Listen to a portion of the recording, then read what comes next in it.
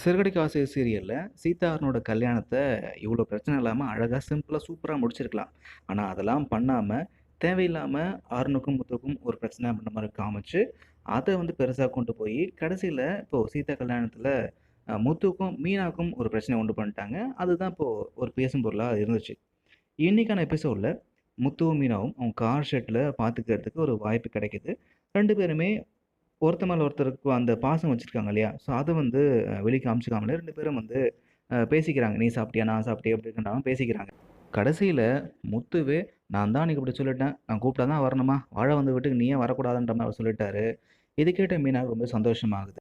இன்னொரு பக்கம் ரோகிணி சமைக்கிறதுக்காக கூட்டு வந்த அந்த ஆள் பார்த்தீங்கன்னா, சாப்பாட்டுல காரத்த வாரி கொட்ட, சாப்பாடே வேணாம் வெறுத்து போற அளவுக்கு இன்னைக்கு ஒரு சம்பவம் பண்ணிட்டாங்க.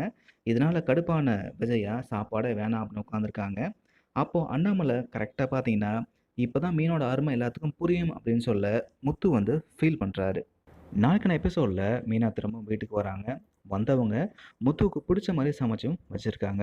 அப்போ வீட்டுக்கு வந்த முத்து பார்த்தீங்கன்னா, சாப்பாடெல்லாம் பார்த்துட்டு அத டேஸ்ட் பண்ணி பார்க்குறாரு. பார்த்ததுமே மீனாவ தான் தேடுறாரு. முத்து தன்னோட சமையல கண்டுபிடிச்சத பார்த்து மீனா சந்தோஷப்படுறாங்க. அதே நேரத்தில முத்து மீனாவ பார்க்க முடியாம தேடிட்டு இருக்காரு. அப்போ மீனா போய் நிக்கவும், உடனே மீனாவ கட்டிப்பிடிச்சு முத்து வந்து கண் கலங்குறாரு.